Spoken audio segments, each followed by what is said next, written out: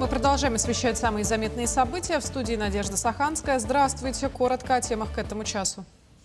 В Якутск прибыл министр внутренних дел РФ Владимир Колокольцев. Министр высоко оценил работу МВД Якутии.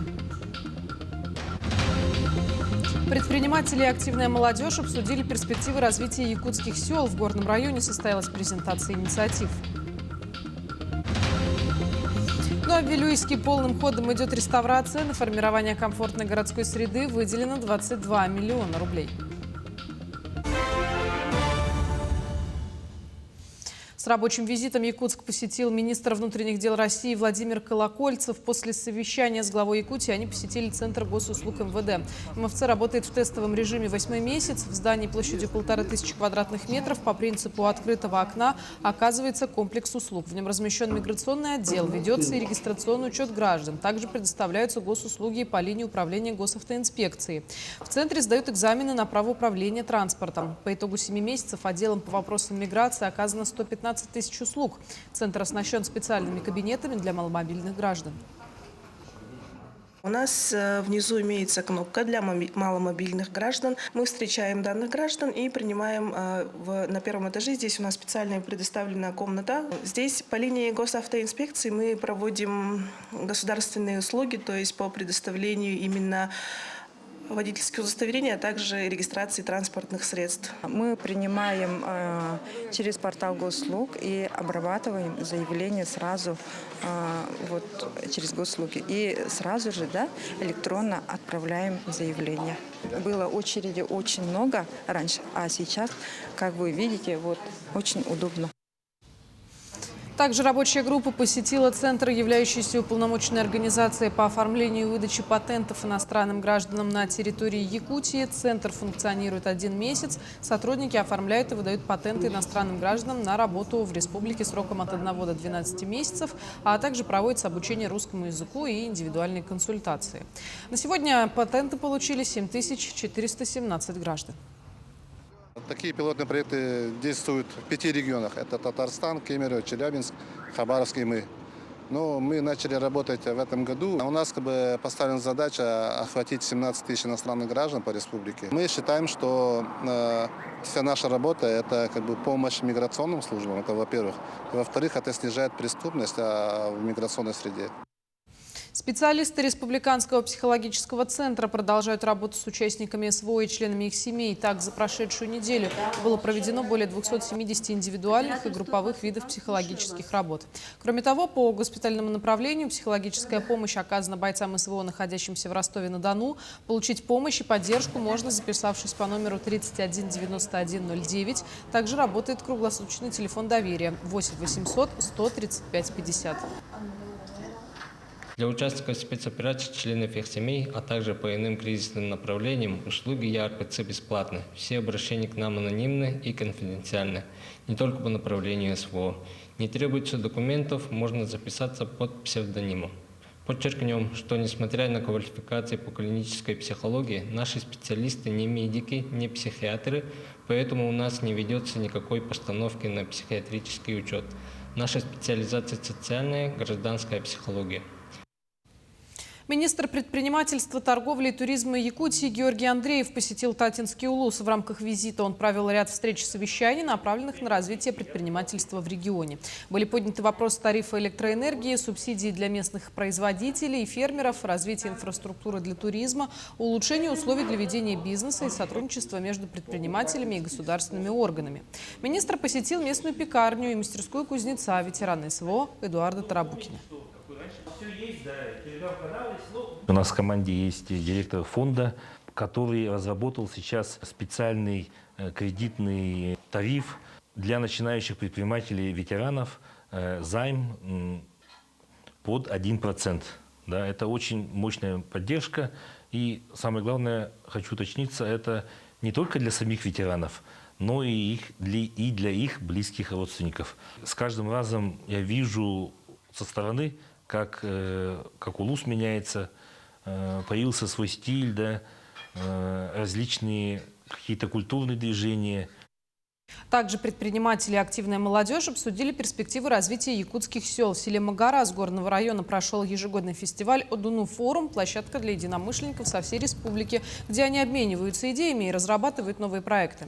Делегации из разных районов представили свои инициативы, направленные на улучшение жизни в наследках. Участники форума презентовали план «Микрополис», который уже реализуется в Магарасе. Кроме того, с лекциями выступили эксперты в сфере развития сельских территорий, агропромышленного комплекса и туризма. Увеличилась география участников, более предметные обсуждения планируются по направлению сельского хозяйства, креативных технологий. Необходимо определиться по новым подходам, по новым направлениям деятельности. И в последующем мы надеемся, что благодаря проведению такого мероприятия у нас появится несколько решений, которые мы сможем внедрить в нашу жизнь. В отдаленных сенокосных угодьях Амгинского, Хангаласского и Горного районов Якутии работают 87 мобильных бригад, чтобы помочь восполнить дефицит сена, особенно в улусах, пострадавших от паводков. На данный момент в республике скошено 205 гектаров и заготовлено около 212 тонн грубых кормов. Кроме того, заложено 4734 тонны силоса и 810 тонн сенажа, что составляет 49% от сезонного плана. В кормозаготовительной кампании задействовано более 9 тысяч звеньев и 24 тысячи человек. Особое внимание уделяется работе мобильных бригад, играющих важную роль в обеспечении кормами животноводства. Ну а в Амгинском улусе вовсю идут работы сенокосной кампании. В этом году план заготовки сена составляет 30 653 тонны. Из-за обильных дождей в улусе многие сенокосные угодья лежат под водой.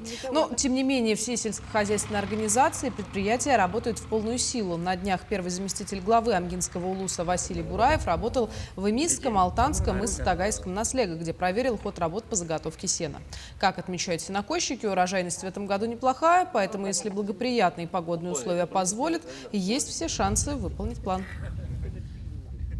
В целом, нынче травостой у нас хороший, надо отметить, да, но сейчас процент исполнения у нас по улусу более 60%, да, погода пока благоприятная, и в основном, почему такие, да, проценты, да, летом у нас дождливое было, поэтому поля у нас сенокосные угодья сейчас находятся в воде. В этом в декаде не ожидаются дожди, поэтому надо успевать. В Алекминский район вновь прибыла группа Бюро медико-социальной экспертизы для установления инвалидности, определения ее причины и разработки мер реабилитации. Помимо работы с пациентами, специалисты провели круглый стол с представителями заинтересованных ведомств. На месте без выезда и звонков уточнить вопросы по взаимодействию и полномочиям смогли руководители социальных ведомств Алекминского района. Здесь в течение нескольких дней работала группа Бюро медико-социальной экспертизы. При выездном заседании мы проводим освидетельствование граждан с целью установления группы инвалидности и разработки индивидуальной программы реабилитации уже с личным присутствием. То есть уже проводим экспертизу не по документам, а уже с самими гражданами ведем прием. В ходе совещания удалось поднять важные вопросы. Один из них касается реабилитации детей. До установления инвалидности, дети такие, у нас же такие, да, что более подвержены к реабилитационным мероприятиям. Поэтому до установления инвалидности реабилитационное лечение обязательно должно быть у детей. Как вы считаете, возможно этот вопрос решить? Я думаю, что возможно. Через администрацию, либо через правительство республики. Возможно, это будет тот вопрос, который вы будете обозначать. Да. Как пожелание структурам прозвучало отладить контакты между ведомствами. Не все люди, нуждающиеся в помощи, знают о ней. Все мы в комплексе должны больше об этом говорить, освещать, потому что первичные инвалиды действительно эту информацию должны получать только от нас. Больше никто им эту информацию не сможет довести, какие льготы ему положены, помимо денежных выплат, как правило, люди, потому что это знают об этом, да, что положены денежные выплаты, компенсации. Но помимо этого есть еще другие услуги, которые человек может от государства бесплатно получить. Деликатная сфера не всегда громко обсуждается. Тем не менее, говорить о проблемах необходимо, чтобы ускорить процесс оказания профессиональной помощи. Очень интересная встреча сегодня, да, продуктивная. Я думаю, что все участники сегодняшней встречи смогли непосредственно задать вопросы, проблемные вопросы представителям медико-социальной экспертизы города Якутска. Ну, в частности, вот наш реабилитационный центр, да, у нас тоже есть вопросы. Елена Фаст, Алекминск. В Покровске на базе роддома открылся 4-й по счету в Якутии индивидуальный банк грудного молока. 2 таких банка уже действуют в Якутске, 3-й в Верхневилюйском Улусе. Деятельность банка включает сцеживание молока матерями с помощью молокоотсосов. Каждая порция регистрируется в специальном журнале, затем замораживается. Сцеженное молоко может храниться до 3 месяцев и используется для кормления новорожденных. Важно, молоко одной матери предназначено исключительно для ее собственного ребенка. Открытие приурочено ко Всемирной неделе грудного вскармливания, в которой Якутия активно участвует с 2012 года. За 14 лет уровень грудного вскармливания у нас повысился более 50%. Если в 2012 году уровень грудного вскармливания до года составляла 26,4%, да, а сейчас вот по итогам 2024 года уровень грудного вскармливания по федеральной отчетности формы 30 и таблицу заполняется 26,50, от 3 до 6, с 6 до 12, это до года, да, доля детей, которые получают грудное молоко, да, и находятся на грудном вскармливании, 76,4%. И последняя. Администрация Вилюйска в прошлом году, участвуя в конкурсе программы формирования комфортной городской среды среди регионов Дальнего Востока, получила 22 миллиона рублей. В рамках этого проекта ведутся работы по восстановлению самой старой улицы города. Он тесно связан с текущим проектом набережной «Поющие пески», что позволит создать целостное и гармоничное пространство, сочетающее в себе историческую ценность и современные удобства. Все работы должны быть завершены в сентябре, ко дню города.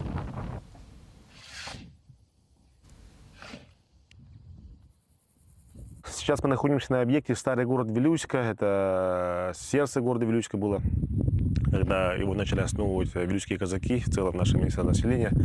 Улица Чернышевского. С 2 сторон запланировано устройство тротуарных площадок, кафе из деревянного настила. Новые будут световые боксы, опоры уличного освещения будут тоже обновлены. Работа синхронизирована с нашим более крупным объектом Вилюйская набережная, который насчитывает более 150 миллионов рублей. 2 объекта планируем синхронно открыть ко дню города 6 сентября. Это были все новости к этому часу. До встречи в итоговом выпуске новостей.